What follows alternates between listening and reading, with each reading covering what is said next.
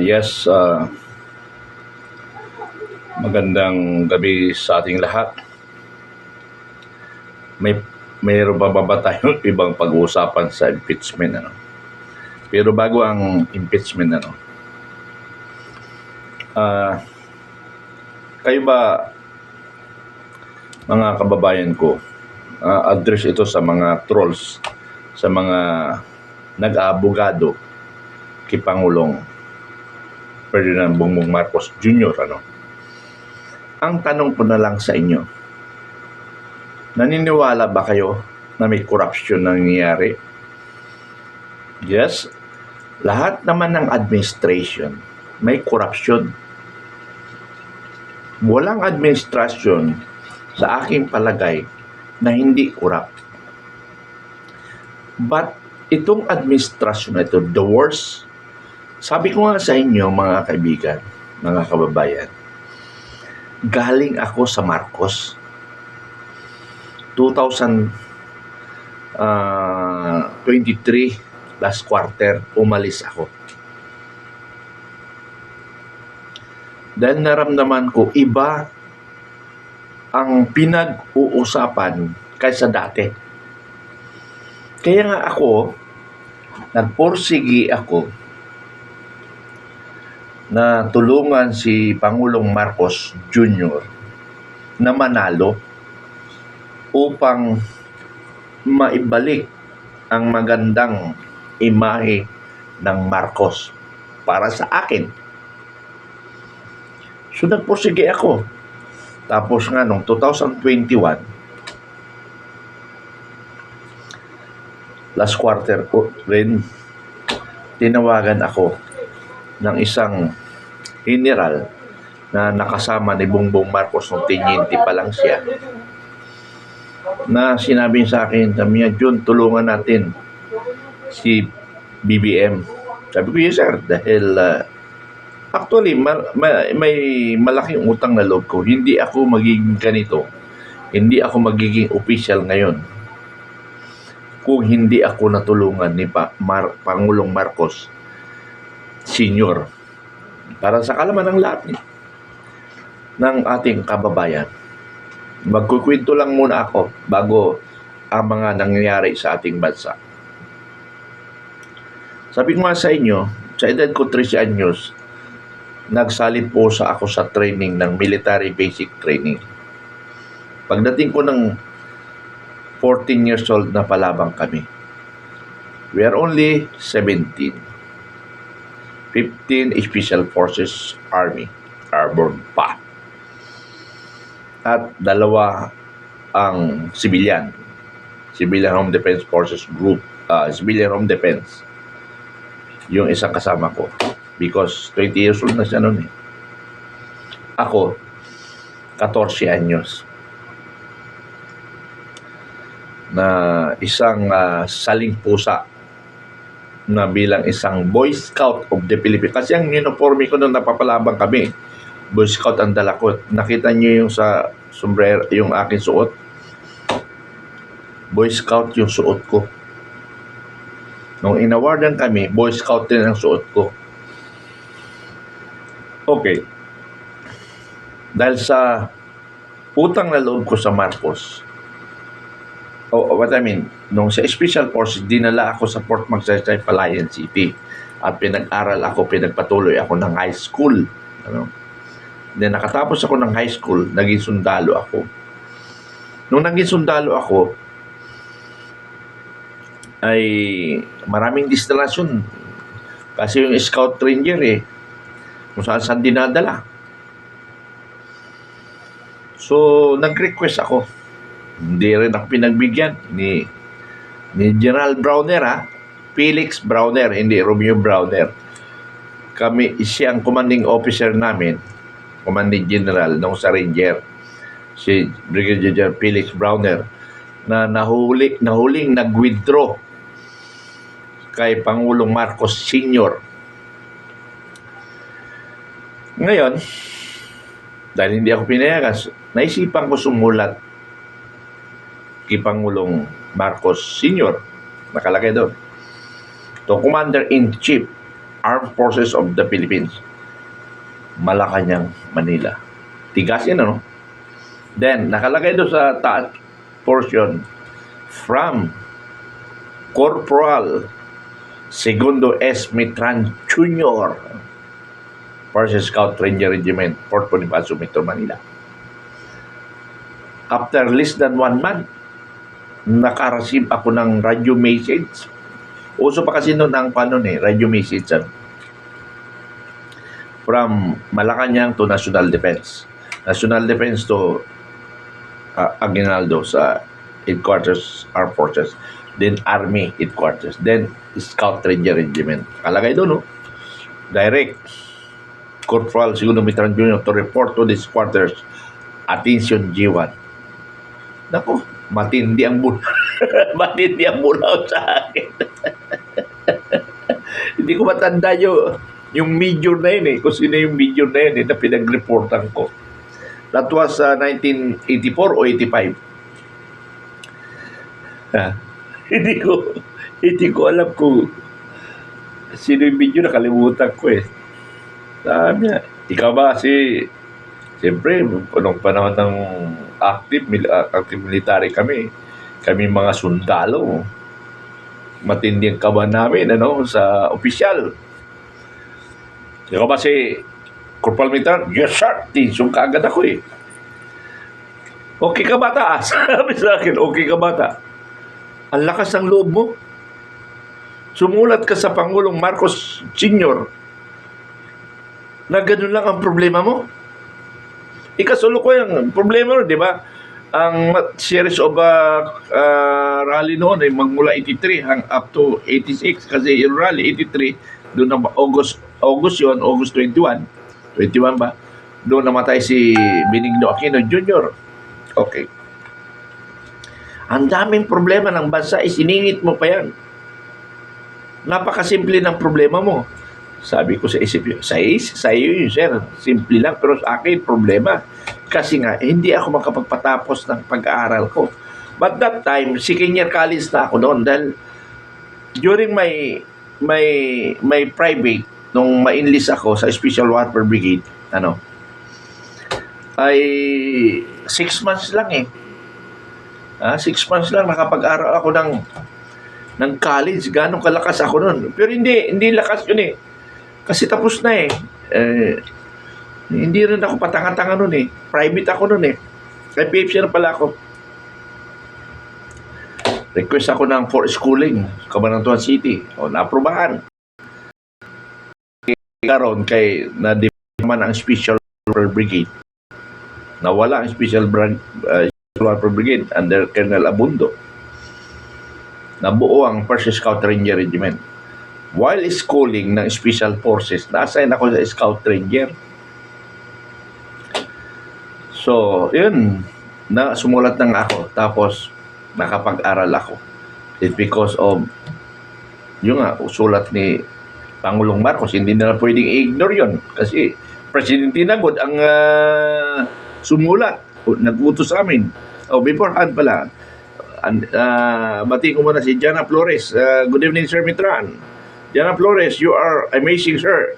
You are 13 years old. Yes, I'm 13 years old. Okay, so patuloy tayo. Magkwento muna ako bago salibot sa ating bansang Pilipinas. So, dahil nga na-transfer ako sa Scout Ranger, wala kaming ginawa kundi paikot-ikot kung saan na-assign. Yan na. Sagol to. Yan na.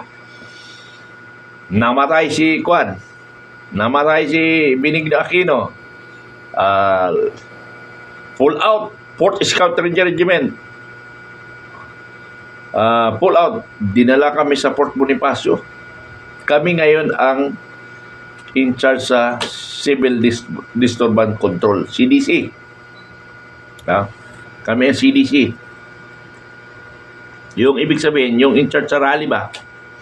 Diyan yung katulad. Kasi noon, 3 batalyon ng Army ang kasama sa katulad yung ginagawa ng pulis ngayon. Ngayon, hindi pa sila nag-recruit sa Army noon. 3 batalyon, 1 batalyon galing sa Ranger. 2 batalyon galing sa Infantaray. Yung 69 ano mang batalyon? 69 IB ba yun? Isa? Basta ganun. Basta, tanda ko yung batalyon ko lang. Yung batalyon namin noon, Fort is, ang tawag pa noon, Mountain Battalion. Mountain Battalion, no? Tapos naging Fort Scout Regiment. Kwento muna ako para hindi na lang puro sakit sa ulo, no? So ngayon, rally, nagkaroon na EDSA 86. Nung EDSA 86 na, wala na ako kasi 85, nag-aral na ako sa Fort Magsaysay. Ngayon, kasi nagkagulo, red alert, ngayon, siyempre sundalo ako, pero 4 years kasi akong civilian 4 years akong pinakawalan. Ang inintindi ko lang mag-aral. Pupunta lang ako kampo pag gumagsweldo. 4 na taon yun. Magsimula 85. So, nung kudeta 86, yung first kudeta 86, that was February, February 22 ba yan? O 25, nakalimutan. O 22 to 25 yata, parang gano'n. Second day, kahit na ako ay authorized na sa labas, kinakailangan ko mag-report sa Scout Ranger. Yung pa kasi yung unit ko, Scout Ranger. Pero although, nasa training command ng EU ako nun Pero, doon ako nag-report sa Scout Ranger. Ako, yung Scout Ranger, wala nang command. Wala nang commander, kanya-kanya na kami. Hindi na alam kung sino ang boss namin. Hindi na naggana ang Scout Ranger, no? Wala nagkukuman sa amin kung anong gagawin namin. Magulo talaga. Pintuan ko kayo ng ewan ko bakit ito naging topic ko ang topic ko sana impeachment napunta tayo dito. Pintuan ko kayo ng no EDSA 1. Sa version ko lang version ko. Okay. Galing ako Cabanatuan City, nag-aaral ako sa Aranil University. Second day, pumunta na ako sa Nag-report ako sa Scout Ranger. Marami pang mga subordinate doon. Sir, anong gagawin natin? With my age, as, ano ang edad ko noon? 25 na ako 25 na yan. 25 years old na ako noon Kasi 85 Sabi ko, ganitong gagawin na lang natin. Standby tayo. Standby na tayo kung anong instruction. Na kung gusto nyo umuwi na kayo. Yun yung sinasabi ko sa mga junior ko na sundalo. Kasi wala kaming kuman Hindi namin alam kung sino susundin namin Ngayon, yung Scout Ranger at saka yung Marines sa gobyerno nasa gobyerno yung Marines Scout Ranger, alam niyo naman yan, mga warrior, Scout Ranger, Marines. Hindi namin baka mortar kami, kanyon kami ng Marines. May kanyon sila, kami wala Wala kaming kanyon. Pero small tactics kami, kaya medyo delikado sila Pang-formalize kami, kasi small tactics kami sila. Pangkuan naman sila. Hindi sila makakilos ng maliitan. Kailangan kumilos sila ng malakian. Kami sanay sa 7. Sila sanay sa 100. Matatalo sila kasi urban yun Okay. Pero kwento lang yun, pero pakiramdaman kami. Ngayon, yung ibang kasama namin na mga opisyal, mga tiniente. Kinikwento ko lang ito mga kaibigan, yung nangyari nung EDSA 1. Kinikwento ko lang. So, napansin ko, yung ibang tiniente namin, nawala na sa headquarters. Nandun na sa Krami. Nagtataas ng kamay. Nandito na kami. Talo na naman si General Ramos. So therefore, kukunti lang sila noon Kukunti lang. Wala pa nga 200 yata sila Wala pa silang 200. Pero, maabot na ng papunta ng 1 million yung mga tao sa EDSA at sa loob ng Krami. Hindi na rin makapasok ang gobyerno, ang armed government forces. Saan sila dadaan? Apakan nila yung ulo ng mga tao? Wala na silang daanan. Pati EPC nila, tangke-digera nila, hindi na makamove.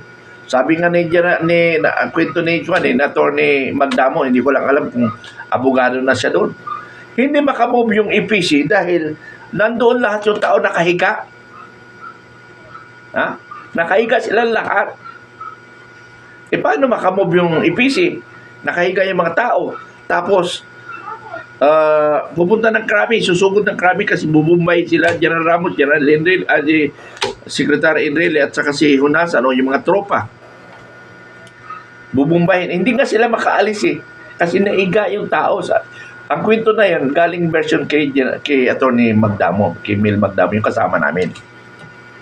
Tinutulak na nila yung gulong ng ng EPC. Tinutulak nila. Siyempre, hindi rin may puwersa ng operator ng EPC dahil yung EPC, yung Armor Carrier Personnel, hindi rin makamove kasi siyempre ayaw rin lang makapatay ng Pilipino. Kababayan nila Kaya hindi sila kumilos. Tapos ngayon, nag-order si Pangulong Marcos by 6 p.m. Pangatlong araw ba yun? O pangalawang araw? Pangalawang araw, unang araw yun. Sabi niya. Sabi ni Pangulong Marcos Sr. By 6 p.m. we'll have a curfew. Nako? Iko-curfew sila. So matakot yung mga sibilan kasi 6 p.m. Iko-curfew sila. Makukulong. Sinagot ni Enrile. Siyempre, yung mga pinagkakatiwala niya mga puwersa nasa ibang landas na Sinagot ni Enrile. Sagot ni Enrile, huwag kayong matakot mga kababayan. Hindi tayo kayang ikulong. Mayroon bang kulungan ng karami? Hindi, pag kinulong tayo, palabasin nila yung mga kriminal bago tayo ikukulong. Pero siguro 10% lang ang makukulong sa atin. Paano yung 90%? Ayun na magkukulong rin sa kanila. Ha? Kasi nga ang nangyari, nasyak yung armed forces, hindi nakakilos. Kaya ang nangyari, yung mga junior officer, ayun, nagtakbo sa krami. Lahat, wala na nag-react. Kahit na yung si General Cañezo na loyal kay Juan. Si Pangulong Marcos, hindi na rin kumilos. Yung Marines, hindi na rin kumilos. Yung Scout Ranger, hindi na rin kumilos. Yung Special Forces, ando lang, nakatambay. Kasi ang possible na kikilos doon palagi sa kunita yung Ranger. Tapos yung Marines. Pero yung Special Forces, tulad ko, never na-involve ang Special Forces sa kudita. Minsan lang na kudita. Yung under ni Colonel Sibilya. Silva. Yun ang muntik nang mapasama sa kudita. Kaya, ang Ranger twice yata na-dissolve. Kasi lagi sumasama sa kudita. Pinagwatak-watak yung Ranger. Yung Special Forces, hindi pa na-divide. Malaking loyal ang Special Forces sa gobyerno Pero, ako, kaya galit sa akin yung mga yung mga kabaro ko. Loyal sila kay Marcos Hanggang ngayon, loyal pa rin sila. Pero, ginaw tingnan nyo Kaya nga sabi ko, Special Forces rin kumuha sa akin sa kay Marcos Jr. Pero, hindi ako tanga, bingi at pipi. Hindi ako manhead. Na sinasabi ni General Browner, hindi kami bulag, bingi, pipi at manhead. We are protecting the Filipino. Ano? Sir, General Browner pala. Paalala ko pala, General Browner, sir. Ilang araw na lang? Now is to 15. So, you have remaining 6 days, General Browner, sir. Are you sure? Yung pag-retired mo, ewan ko lang. Kung may magandang mundo ka. Kung may magandang mundo ka. Siguro, yung mga sip-sip, ay may magandang mundo mo. Pero yung galit dyan, ewan ko sa inyo. Oy, wala pa mga troll Kasi nagkukwento ako. Kaya wala patrol. Ay, wala patrol. Kasi nagkukwento ako, no? So, at sa nyo, nakikwentuhan ko kayo yung mga bata pa lang ngayon. Yung mapupusok ngayon, kinikwentuhan ko kayo. Sabi ni Jeeps, good evening sir, I'm from Impanta, Quezon. Oy, kamusta ka dyan sa Impanta? Nakarating na ako ng Umiray, Impanta. Pero nga, hindi na, nahati na yung Umiray, di ba? Nahati na sa dalawa yung Umiray. Umiray Impanta, Umiray Dingalan. Lagi kami dyan noon. Lagi kami dyan, yes. Ang hirap basahin kasi. Liit kasi. Juanito Domingo. Oy, kamusta ka na, Juanito? All crocodile will be destroyed soon. Very good, Juanito. Destroy talaga yan. Ano yan, gagawin natin sa sampalin o ikukulong? Anong decision yung mga kababayan? Sa lahat ng mga kawatan? Nako, sa akin lang, pitikin lang ang mata, okay na sa akin. Jespin Navarro. Yes, cross the sea. Yung mga umiray. Umiray. Cross the sea yung umiray. Yes. Hindi. Tama, cross the sea talaga. Hindi naman sea. Water pa lang yun. Water yun. Maaaring dagat at saka panay na malab na tabang. Everyone is hang. Uy, ako, delikado. Sabi ni Juanito Domingo. Ihang. Okay, mga kriminal, mga magnanakaw, sabi ni Juanito Domingo. Juanito, sakali, tawagin kita, huwag kang magkuhan ha, huwag kang mawawala. Huwag kang mawawala. Ibitay natin lahat ng mga inutil. Pero sinabi ko nga sa inyo, tinatanong ko kayo, bago ko ituloy kwento ko mayroon bang nakawan? Naniniwala ba kayo sa nakawan? Sabi ko nga sa inyo, all administration are corrupt. Kaya lang ito ang the worst. Wala na nga sinusunod eh. Alam nyo, sa mga napapag-usapan namin, ang nagpapatakbo ng ating gobyerno, yung impeachment, yung pagkakulong ni Duterte, that is orchestrated by the Communist Party of the Philippines. And that is 100%. Kaya nga sabi nga ni Pangulong Marcos, wala akong alam pagkakulong ni Marcos sa Dahey. Wala akong alam sa pagka-impeach ni Marcos. Mga impeachment hearing ni Inday Sara. Wala akong alam. Totoo naman wala siyang alam eh. Sa plano. Wala siyang alam. Kasi nga ang nagpaplano, komunista. So pag naipresenta sa kanyang plano, sabi niya siguro, okay, basta ako ay ganun lang. Okay talaga, oo. Sabi nga ng iba, pinahitit mo na bago mag-approve ng mga batas. O anong pinapa-approvean. Sa ngayon, napag-usapan namin, ang regarding sa kaso, mga kaso-kaso, may information nga eh. May information nga yung dalawang magkapatid. Alam mo yung dalawang magkapatid, hindi tulpo Kasi yung tulpo, magkasangga sila sa nakawan eh. Itong dalawang magkapatid, Jumbik Remulla at saka si Crispin Remulla, nag-away silang dalawa. Nag-away silang dalawa. Dahil si Jumbik ay nakiusap sa iglesia na nagkasundo sila. Pero si Remulla, hindi nila, si Crispin, hindi nila mapigilan yung gustong mangyari na ikulong si Marcolita. Kaya nag-away yung magkapatid. So ngayon, lumalabas kayo mga kaibigan. Pakinggan nyo mga kaibigan. Ang nagpapatakbo regarding sa mga kaso-kaso, si Remulla, si Crispin Remulla. Tama ba, Crispin? O Boying na lang, Boying Remulla. Siya ang nagpapatakbo ng Pilipinas by means of mga kaso-kaso. Kaya nga nilagay sa ombudsman eh.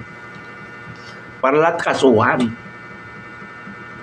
Pero ang problema lang, mga kaibigan, ang kinakasuhan niya, yung mga kalaban lang sa politika. Yun yung problema. Di ba katarantaduhan yun? Ha? Di ba katarantaduhan yun? Nang kinakasuhan niya lang, yung kalaban sa politika. Bakit hindi lahat nakasuhan niya? Lahat ng congressman, 10%, sabi nga ni Mayor Magalong, 10%. What I mean, 90% kawatan, 10% lang hindi kawatan. Ay lahat yung mga prosecutors ng impeachment, mga kawatan yan. Wala silang moral na humarap dyan sa prosecution yan, sa defense counsel, sa prosecutor panel. Ang kakapal ng mukha ninyo. Nakatanggap kayo ng pera. PI kayo, putres kayo. Ang kapal na mukha nyo. Di ba yung komunist naman, ang kapal naman ng talaga ng mukha yan. Pag nagsalita sila, parang napakasanto, napakakwan. Putres, mamamatay tao. Ha? Mamamatay tao ang NPA, ang mga makabayang black. At korap pa rin yan. Yan ba yung pagbabago ng Pilipinas? Punyeta kayo. Ha? Punyeta kayo. Mga komunista kayo. Mabago lang. Sko. Aywan ko sa inyo. Sarap yung pag-uuntugin dyan. Kayo mga prosecutor? Ha? Prosecutor, iuuntog ko kayo. Ibigay lang ng Panginoon. Iuuntog ko kayo sa harap ng taong bayan. Kayo mga prosecutor. Wala kayong moral humarap dyan kasi magnanakaw rin kayo eh. Gago kayo eh. Kayo mga Pilipino, kayong naniniwala, kayong nag-aabogado kay Marcos, kayong magnanakaw. Tangina. Para sa makikawatan eh. Kaya nga sabi nga ni Senador Miriam Defensor, ang lilinis natin. Hindi tayo corrupt. Pero bakit nalilista tayo sa buong mundo na number 1 corrupt? Yun yung tanong dyan. Diyos ko, kapal na mukha ninyo. Tangina. Diyos ko. Sana ibigay ng Panginoon. Sana, Panginoon Diyos, humihiling kami. Humihiling ang taong bayan na sana po mabago ang ating sistema ng gobyerno. Ako po ay walang pinipili, Panginoon. Sino ang nagpahirap sa taong bayan? Sino nag-ubos ng kaban ng bayan? Mananagot sila. Ang taong bayan, mahal na Panginoon, ang magsisintensya sa lahat ng mga tiwaling mga gobyerno. Panginoon, sana po basbasan niyo po kami na sana po masupil namin ang kawatan sa Pilipinas. Lalong-lalo na ang komis, ang mga NPA, mga prosecutors, maliban sa pagka-NPA nila, magnanakaw sila. Kaya Panginoon, tulungan mo kami yung mga prosecutors sa impeachment. Hindi ko sinasama yung mga abogado ng impeachment.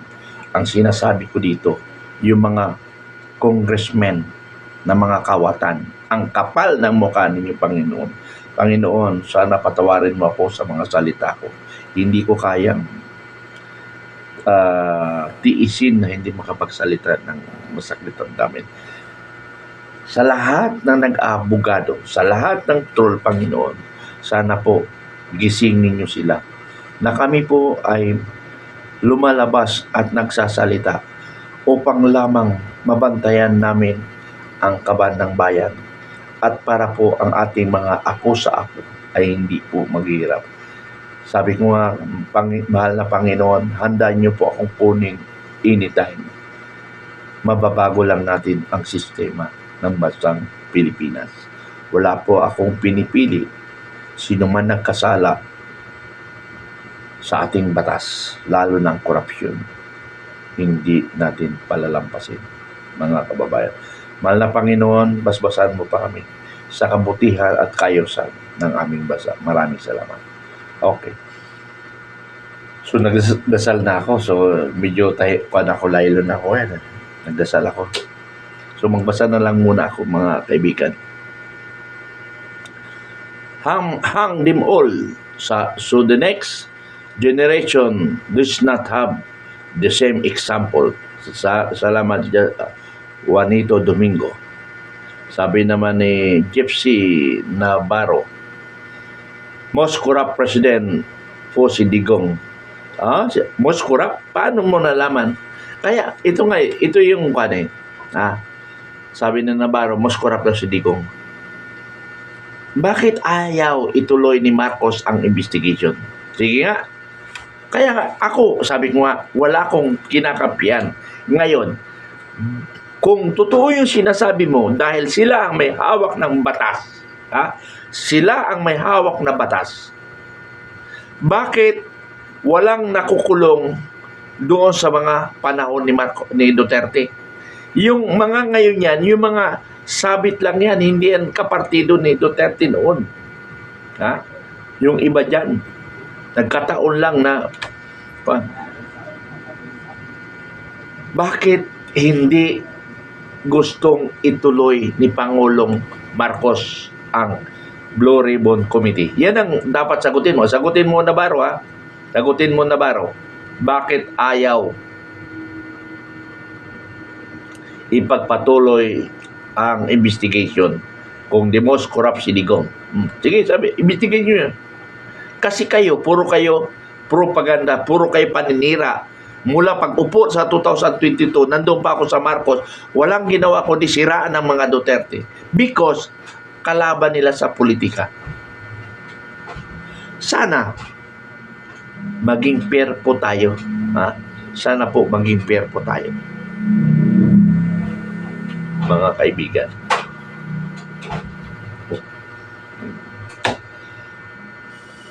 Okay, Navarro, sagutin mo, bakit ayaw ni Marcos ituloy? Kala ko Juanito Domingo, BBM cannot be ignorant because he is the leader of our people. Ignorant lang siya, but except no one. Alam nyo, ignorante siya sa mga plano. Pero pagka itunuloy na, sige, basta nakahitin siya, okay lang yan, tuloy nyo lang yan. Ganun yan eh. Hi sir, from Pangasinan, kabayan ni General Esperon from Asingan. Okay, kamusta si General Esperon? And kasama ko siya. Daniel said hi. Okay.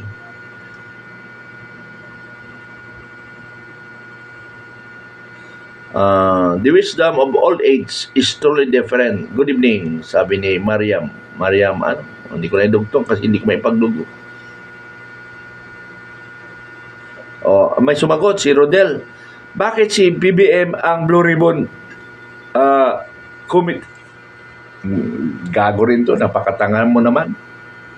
Ayaw niya nga ipatuloy ang investigasyon. Okay, kwentuhan natin. Kasi bobo ito si Rodel, may pagkabobo Siya daw, bakit daw si Marcos ang Blue Ribbon? Okay, ganito. Umpisa natin para na sinasabi yung most corrupt, Okay, umpisa natin. 2024, nagsuna si Pangulong Marcos. We accomplished 550 billion flood control. After 3 days, binaha ang Pilipinas. Hinanap ng taong bayan, asan na yung 550 billion accomplishment project. Nung hinanap ng taong bayan, walang malista. Kaya pala, ghost project. Ghost project. Nalaman ni Marcos yan 2024, ghost project pala. Walang investigasyon ginawa. Para paliwanag na lang natin, para malaman natin. 2025, nanalo si Senador Marcolita bilang senador.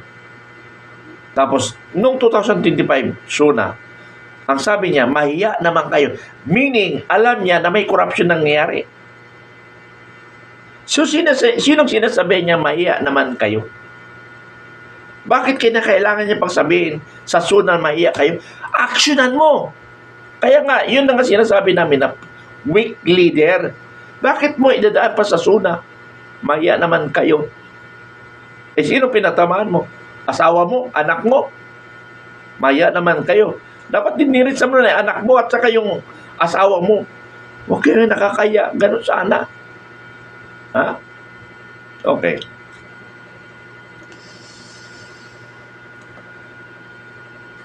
So, naupo si Marcolita na Blue Ribbon Committee. Kasi may bubo dito eh. Yung Navarro. Kaya papaliwanag natin. Hindi naman Blue Ribbon si Marcos, kaya bakit? Okay. Tapos ganito mga kaibigan. Lagi natin ulitin to para ma-educate ang Pilipino. Hindi nila lang naintindihan nangyayari sa ating bansa eh. Okay. Naiupo si Senador Marcolita bilang Blue Ribbon Chairman. Nagpa-imbestiga siya ng Blue Ribbon Committee. Mga kababayan, pakinggan ninyo. Pakinggan nyo mga kababayan.